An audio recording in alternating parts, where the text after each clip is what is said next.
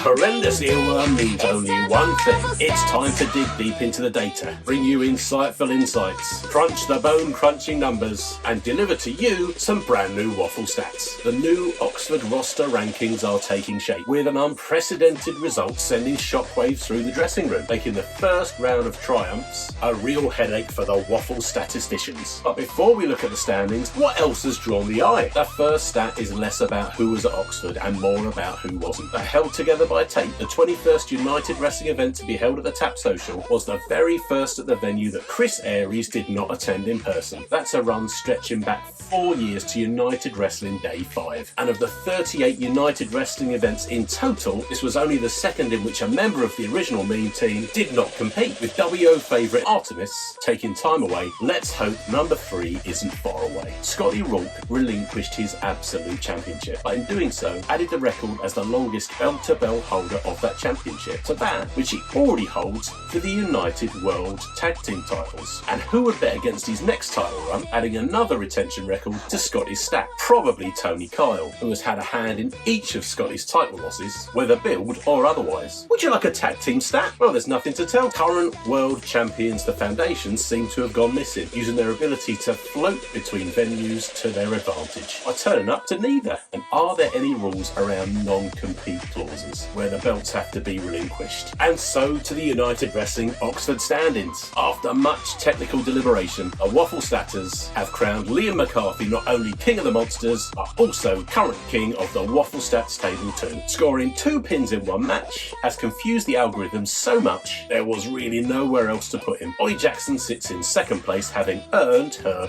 victory in a time just 2 seconds quicker than our first trialist in the table, the world's worst accident, Abigail. Robbie Taylor's spectacular opening win also gives him a berth in the top 4, with Tony Kyle, Tig and Scotty Rourke rounding out the Stats 7 after the first Oxford event. It's very early days, so expect changes over the course of the year. What won't be subject to change, of course, are the Wrestling Outsider monthly awards. Last time out, Levi Cooper claimed the February Fashion Faux Pas Award. And this time around, there are 2 awards. A March for Glory Award for the wrestler who made an instant impact and is touted by the WO to be destined for greatness, is shared by the 2 round 1 victors of the Taproom Trials. Congratulations to Abigail and Robbie Taylor on this one. The prospect of an upcoming match between these two has us very, very excited. And the April Foolery Award for deceit, distraction and duplicitousness was a closer run thing than anyone could have expected. Chris Aries distracted, Armin Eleni was deceitful, but the winner, without a doubt, ticking all the boxes, was one Ollie Jackson. It's only an acknowledgement, and before you ask, there's no cash prize or alternative. Sorry, Miss Jackson.